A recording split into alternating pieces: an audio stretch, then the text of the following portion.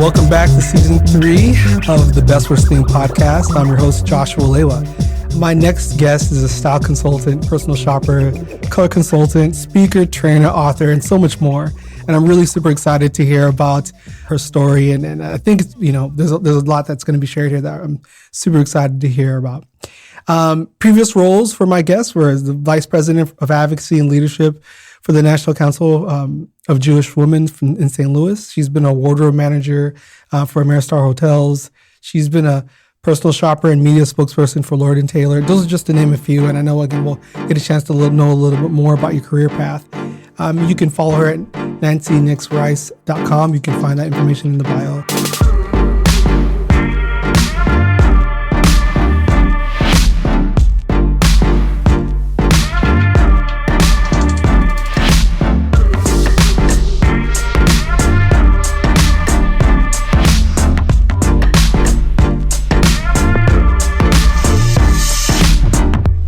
Now, what's the name you like to go by? Is it Nancy Nix Rice, or how does that work for you? It doesn't work. I would recommend to all young women that they do not hyphenate.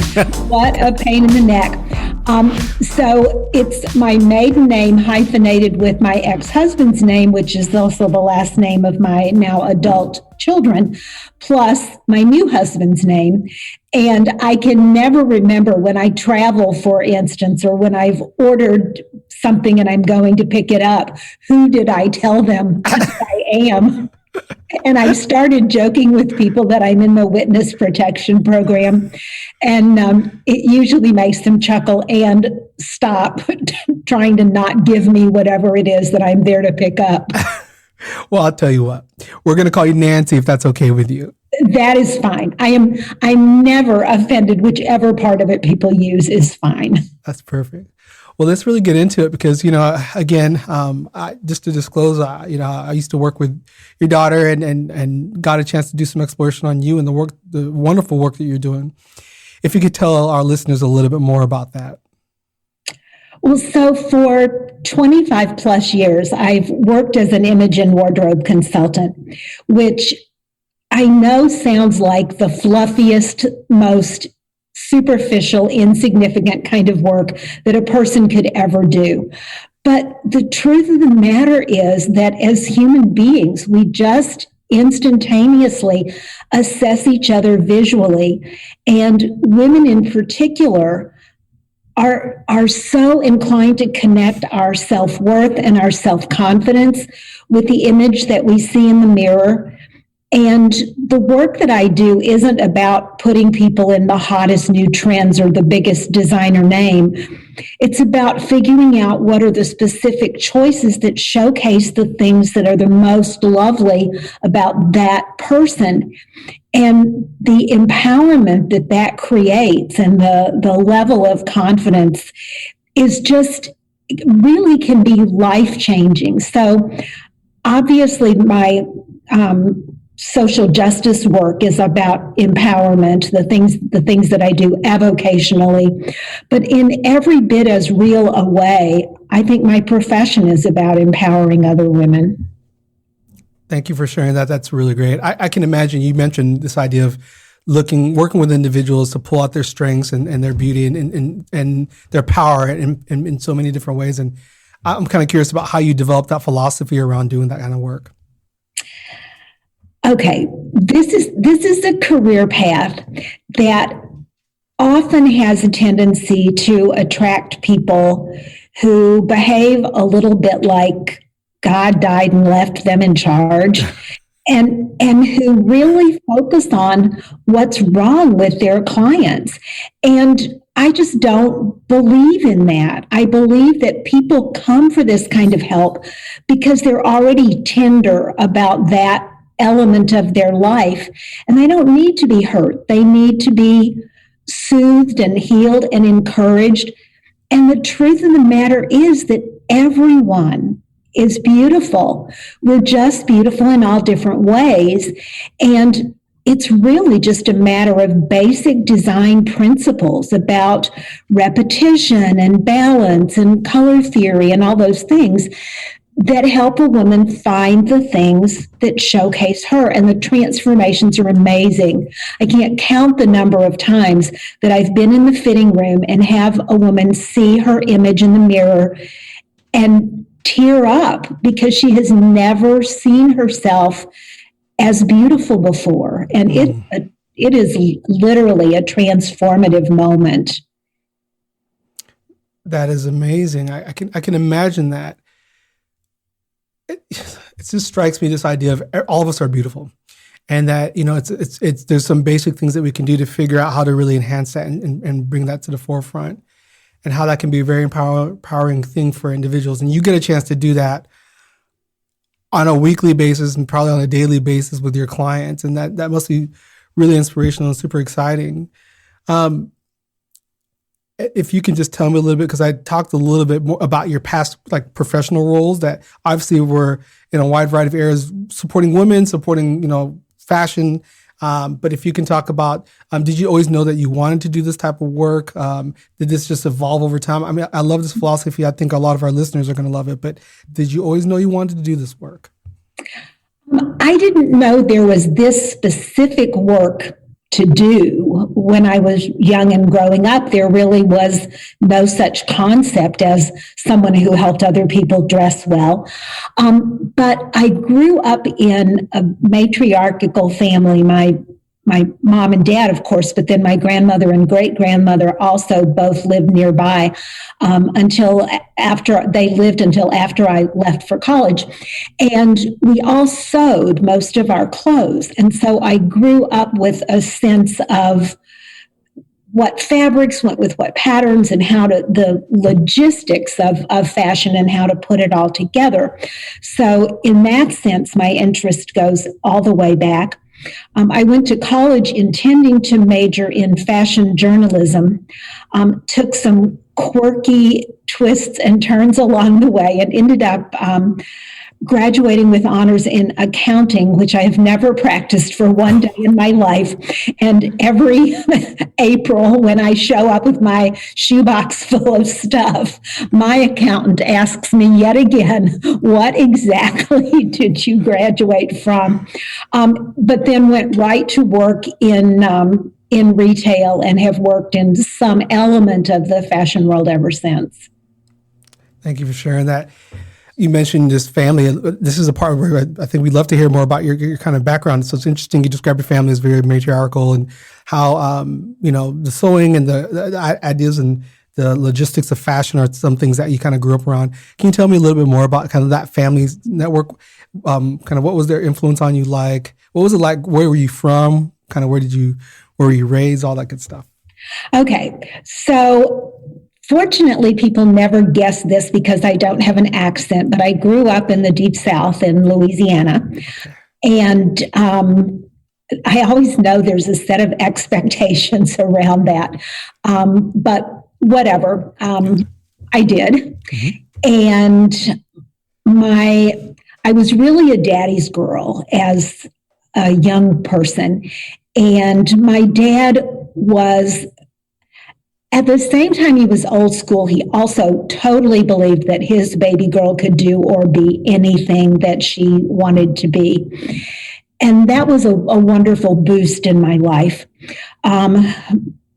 But they say all good things must come to an end. And my dad was a considerably older dad and died when I was 17, which threw me pretty seriously off kilter for, I wouldn't even begin to guess how long.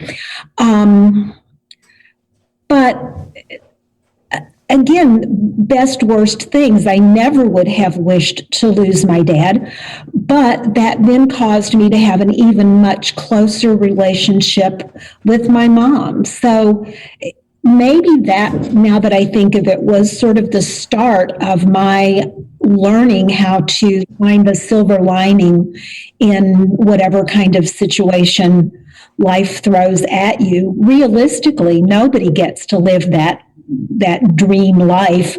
Back then, there wasn't Instagram to cause us to compare to one another. But still, everyone had that expectation of what your perfect life was going to be like. And it just doesn't happen that way. You're right. Nobody gets out of this life experience unscathed, do we? Well, and what's that great line about nobody's getting out of here alive? Yeah, nobody's getting out of here alive. That's true. Not going to happen. It's not going to happen for any of us. And I think it's interesting. That's a kind of a concept I've been. Obviously, philosophers and other people have been spending a lot of time thinking about it. But this idea of if we're here with this kind of limited amount of time, and how it's never going to be perfect. But how do we get the chance to meditate and focus on all the positive things? And the idea that because I didn't grow up with Instagram, where we were so influenced by this alternate reality of what we thought other people's lives were. I feel guilty sometimes. I got to tell you, I don't post on social media that much, but when I'm posting, it's always a celebration. It's never the time in between. It's never the grind. It's never the setback. It's never the stubbing of the toe. It's always like, oh, this real cool thing happens. And so if you put like a kind of a time lapse camera on my social media, it probably looks like I lived this life blazing across the country and seeing all these cool things and meeting all these neat people. And I'm really grateful for those moments, but that's not consistent with reality. Reality is life's it's great all around and pretty boring in between. Well, and a funny thing that I've learned about that relates both to my personal life and to my business is that I've discovered that because people tend to assess us on a pretty superficial level, if you know how to dress up, I used to phrase it that if you wear tall shoes, if you wear high heels like a big girl, and you're not afraid to speak in public, then people automatically assume that you are what my friend Mary calls all that and a bag of chips, that you really have it together. And so for much of my life, because I am quirky as it is, I love to speak in public, but put me in a cocktail party room with a group of strangers and I just want to run for the ladies' room. And I didn't own a pair of jeans in my life until about 5 years ago because I didn't think they were ladylike. I've gotten over it. Good. But because of those two things, people, I think, have often assumed that my personal confidence level and that my personal sort of emotional equilibrium were always enviable, when in truth, nothing could have been less accurate. Well, I really want to explore that some more with you. But I also want to be mindful of, obviously, the time that we have here. Let's just say that I can connect with the idea of the public speaking and because, our interactions so far, you're just such a dynamic person. Our conversation prior to this interview, I know that, we had some laughs and telling some stories. I know we'll get into some of those in a minute, but this idea of like the nightmare of the cocktail hour where you have to do the small talk, one-on-one with people and how some people just assume that maybe you would approach it one way or you'd be okay with it. But that's not always consistently the case. And so I can definitely connect with that. I remember calling a friend at a social once, and this was years ago. It was a university social. I know, the high level people and their drinks, and I think it was like Cornell West or some major speaker came to campus. And I remember calling a friend saying, I don't want to be at this thing, but I know I have to be there. And having my friend talk me down off the ledge so that I can walk in, like, just go in, shake 3 hands, Josh, make sure you're seen, and then leave. And I'm like, okay, I can do that. I can do that. That's a bite size, right? 1 hand, 2 hand, 3 hands. People know I'm here and I can exit. And people don't understand that that's, even though sometimes we can show up as if we love the limelight. I mean, for sure, maybe in big groups, but sometimes some of those social settings can be a little bit more challenging. Well, and I think too, when you're a presenter, you're in charge. It's not a give and take. Even in the Q&A, if you're very experienced at all, you can turn a question in the direction that fits the response that you want to make. Where at a cocktail party or anything remotely like that, you're one-on-one and you're just at the mercy of going with the flow. Yeah. And not that I'm a control freak, but that setting really just terrifies me. Yeah. Yeah, well, I'm sure there's some listeners who can definitely appreciate that. I do want to talk about your clients right now because obviously that's a place where you can be working one-on-one or in group settings. And to me, when I look at you, I think of this person who's, of course, a fashion expert who knows how to make the most out of, small budgets, big budgets, anything in between. You're working on empowering women and helping them feel, really powerful and have some higher level of self-efficacy. I also see you as this therapist. You have to be this therapist, or at least you have to be a knower of people. And so how does that show up for you in the work that you do? Well, certainly it's most often true that people that I'm working with start the process with a lot of trepidation, especially now that there have been all those TV shows about these harsh makeovers where the consultant is slashing the person to ribbons and ripping clothes out of their hands and whatever. So the first thing I always do is to talk to them about what there are, I guess more accurately, to listen to them and draw out what are their objectives, what are the issues that they're concerned about. And I ask that question, meaning what are the frustrations that they're having with their wardrobe? But people almost always respond by describing physical characteristics of themselves that they want me to teach them how to hide. How can I hide my fill in the blank? And I always say, and it is the absolute truth, that you can't hide diddly squat. But what you can do is put the spotlight on the things that are beautiful about you. And then everyone is so riveted with that they're not noticing your, fat whatever. And it's magic. It really is the truth. And then I do a lot of demonstrating and showing them choice X and choice Y and how X, and so often the X is exactly the thing that they're drawn to, either because they think it's going to hide whatever they think is the problem, or because it is so bright and eye-catching itself that in a way that bright garment becomes a hiding place for the person inside. Does that make sense? Yeah. In fact, I always tell clients that the acid test is when you look in the mirror, does your attention go to the outfit or does it go to your face? And I can't tell you how many women say, oh no, I don't want people to look at me. I want them to look at the thing that I'm wearing. And so yes, it's definitely fashion therapy to teach them how to love themselves, and their clothing certainly is going to be lovely and attractive, but it's not going to be the star of the show. It's going to make them the star of the show. But yeah, there's a lot of hand holding. I've shed more than a few tears with clients. What I can imagine that to be just a powerful experience. And I just love this idea that you put out there that we're all beautiful. And it sounds like you are really helping people to find their beauty, to accept their beauty, and to be able to put that beauty on display and highlight that, which is wonderful. What a wonderful thing. Well, listen, of course, we're going to take a little break and then we're going to get to the big question. Okie doke.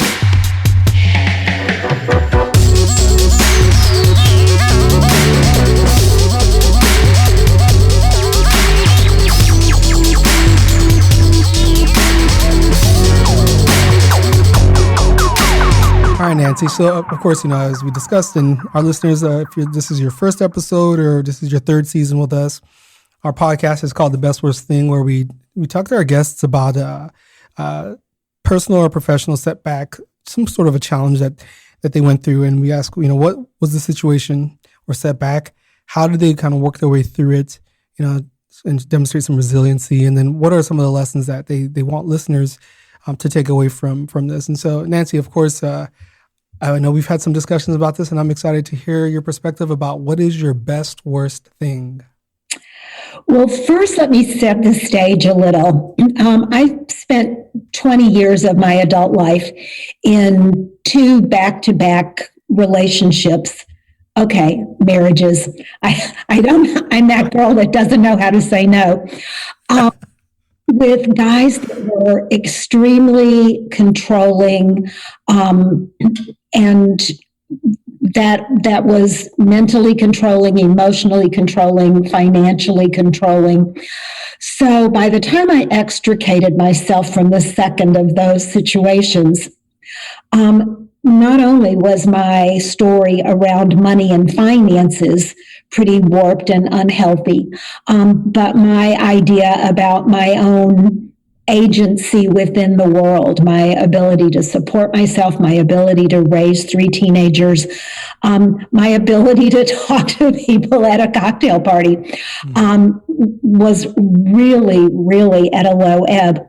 But the way that I got through both being in those relationships and then surviving the immediate aftermath was that somehow just reflexively I knew that I needed to be able to look at any situation and say, okay, well, this sucks, but what's good about it? What am I going to learn from this? How am I going to get stronger from this? So fast forward a few years, I met and married the absolute love of my life, someone who completely believes in me and supports what I do. And of course, that makes a huge difference. And along with that, of course, then my business started to grow in a much healthier direction because I wasn't always minimizing my own abilities. So I'm perking along at a pretty happy pace. And one of the elements of my business is that I teach and exhibit at a handful of consumer women's shows around the country. So end of February last year, I am in Seattle, Washington, doing one of my biggest shows of the year. And if you'll remember, Seattle was sort of the kernel of this COVID-19 epidemic, and it started at the end of February of last year. So unknowingly, I'm right at the epicenter of that happening. And the woman in the booth next to mine commented that, boy, this COVID thing could really mess up my business for the next few months. Little did we know. And I just sort of thought that was the most off the wall thing. I mean, we've had other epidemics of X and Y and Z. How could this be that big a deal? And I traveled back to St. Louis, and as we all know, within a matter of weeks, everything was shut down. And my work is very interpersonal. And frankly, because of my enormous comfort with speaking to large groups and greater discomfort with interacting with people one-on-one, I have a much bigger national following based on my travel than I do local clientele. And I had never really been able to tap into that broader following for very much follow-up one-on-one work because of the travel costs involved. So all of a sudden, the way that I'm doing my business, my friend was right. I can't do that anymore. I can't travel. I can't personal shop in a retail setting. And being an age that starts with the letter S, I am not the digital native that my daughter Kate, who and her twin sister both are. And the idea of having to flip my business over to working virtually, like how could I shop virtually? How could I work in someone's closet and show them what worked and what didn't work virtually? And I had to step back and say to myself, and say to myself, I can't tell you how many times, this can't be that hard. Stop telling yourself that you can't do this. you could not do it. If you wanted to, you could just retire and hang it up. But then you wouldn't get that thrill of seeing the difference that it can make for people.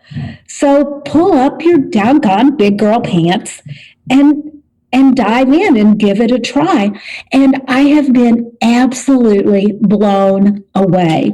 My business has grown like it has never before. And I'm having more fun. I'm getting to a much deeper level of interaction with my clients. For years, I have taught this one-day style school class that's 8 hours of sort of a brain dump of everything I know to teach people about how to dress themselves well. And it's been great fun, and I've had people from all over the country travel to St. Louis to take it. I've taken the show on the road and done it in other cities, and it's been great. But now, because I've been forced to move it into a virtual format, where of course we split it into 4 classes, no one wants to sit through an 8-hour Zoom, heaven forbid. But because it's virtual, people can attend from all across the country. So I've had sisters or mother-daughter teams or best friends do the class together. Because we meet in segments like that, the participants can take one chunk of the information and then have a week to go and apply it in their own closet and come back with their questions so that they have a chance to really own the information in a much deeper way. And then one of the biggest things I thought I was going to lose was the ability to demonstrate the various concepts that I'm talking about in the class on the actual participants. It was always so much fun to take somebody's outfit and tweak this or that about it and have the rest of the class ooh and ah. But I realized I could just have them all send me photographs of themselves, and I could then integrate those into the class format. And I feel like the class is making more impact for people, and I'm developing deeper relationships with each one of them. So more and more of them are coming back to me then for one-on-one services for wardrobe management, closet cleanouts, figuring out what they need to keep and what they need to get rid of, personal shopping, mixing and matching. And then they're looking great, and their friends are saying, wait, what's that class that you did? So in a very, very real way. And I feel terrible in some ways about having a global pandemic that is devastating so many people in so many ways be such an asset for my business. But then a coach that I have worked with said to me, if some of us weren't doing all right, who would there be to take care of the people who need to be cared for? And that really struck me. So in the month of December, I made a commitment that all of the registration fees from my classes I would donate to the Harvey Kornblum Food Pantry. And it added up to what was for me a big number, a number that I would never have otherwise felt able to write a check for. Yeah. And the even better thing about it is that the people who took the class were thanking me every week for donating their money. And some of them have even told me that they've now started donating to or volunteering at food pantries in their own areas. So we joke about this being one sort of contagious thing that's actually a good one.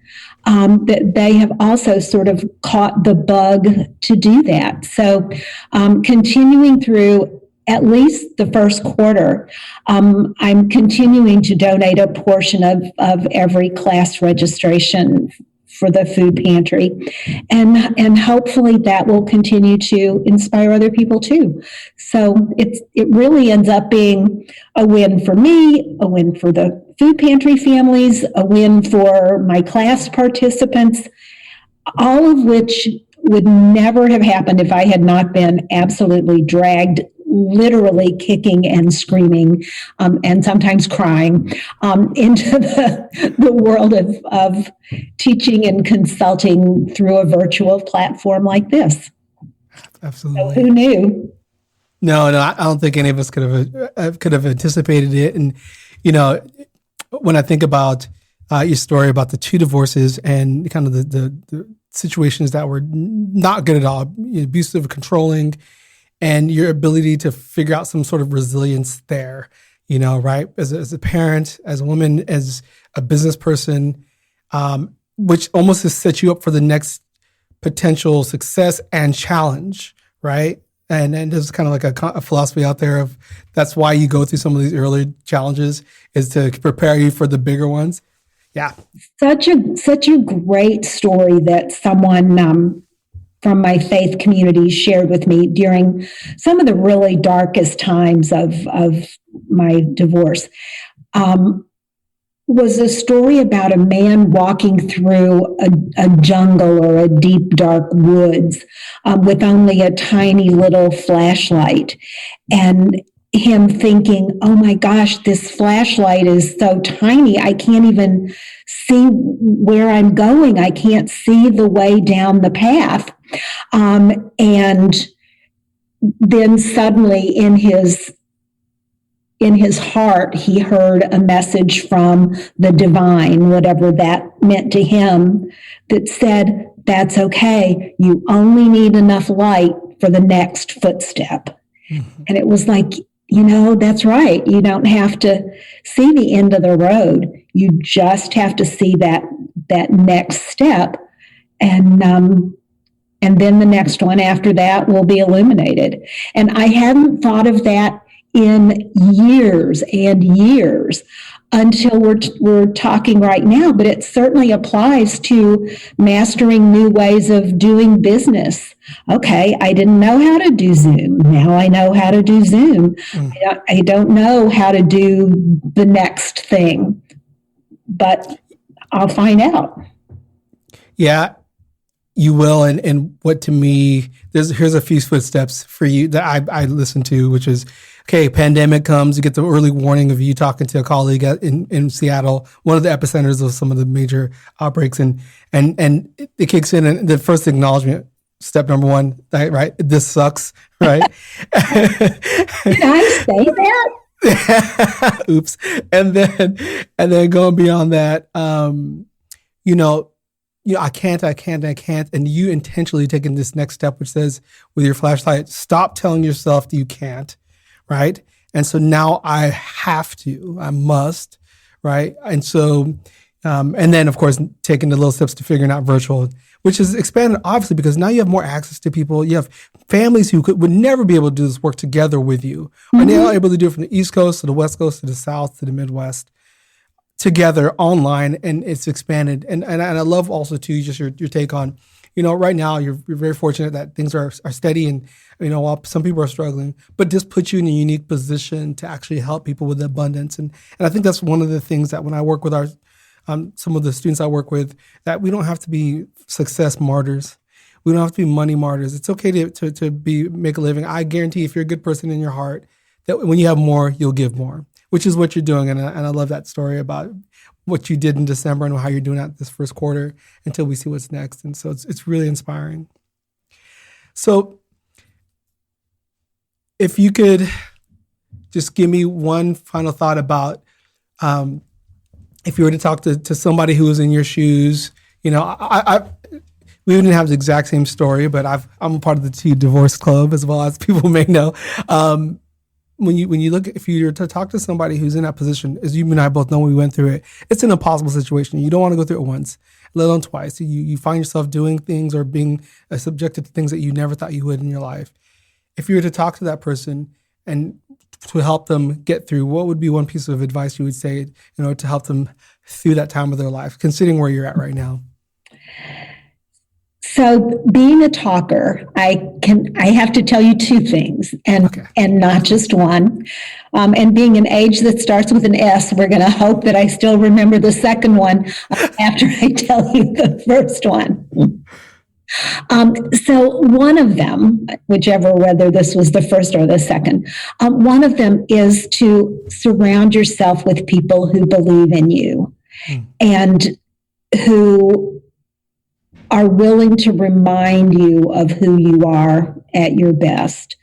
So that even with this most current switch, I had already been thinking about retiring, about hanging up my cleats and quitting doing my business because the travel was so arduous.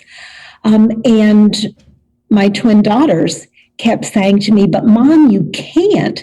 It's not because I needed the money, really. It was," they kept saying, "But Mom, women need what you can show them. Think of all the people who are so sad and so not living to their potential because they don't feel good about themselves. And you can fix that." So that element of people who believe in you is really so important. And just as predicted, I have no idea what the other one was. When I remember, I'll post it on your site. There we go. Well, I think that's really powerful, and I think that what your twin daughters said to you really speaks volumes, right? That you have something, that there's a need, and you get to meet this great need, and so I'm grateful that they did that, and it's kept you doing this important work at a bigger level now. So, if people want to get a hold of you, work with you, find you, what's the best way for them to get in contact with you? Oh, well, I certainly have a website. It's just my name. It's just nancynixrice.com. I tell people that I used up every shred of my creativity doing my work and had none when it came to naming my website. And there's a contact page right on there. My phone number is posted right on there. People are welcome to call or phone or email. And of course, I would love to talk to people about image and wardrobe stuff or about their experiences with finding their best worst thing or best worst. There you go. That way. Well, thank you so much for being with me today. Josh, it's been really fun. Thanks.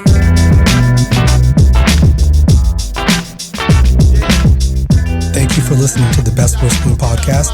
I'm your host, Josh Walewa. Music is produced by Josh One. You can follow him at BoomNote on Instagram and Twitter, and Josh One on Spotify. Our episodes are edited by Cool Jets Audio and Visual. You can follow them at CoolJetsAV on Instagram. Our marketing is designed by Francesca Daniels. You can find her at FrankandKitty24 on Instagram. And our overall design is by Inspired Design with Ryan Daniels. You can find them at getinspired.design on Instagram. Thank you for listening to the Best Worst Thing. Trailblazer, maze, face your optics. I rock this, cop this, blaze your boombox. The cool Cali kid from the boondocks. Bounce to your hood like Chaka with a crime on. Independent thing to play a beat, I get my rhyme on. So when I strut on a path to perfection, city to your borough, to your town, to your streets. Keep your party live, Josh One got beats out of nature. Grazer, Oakland, strays to Asia. Hits like Fraser, force of Fantasia. Move through your suburb, hiking in your mountain. Fast in the desert, bright.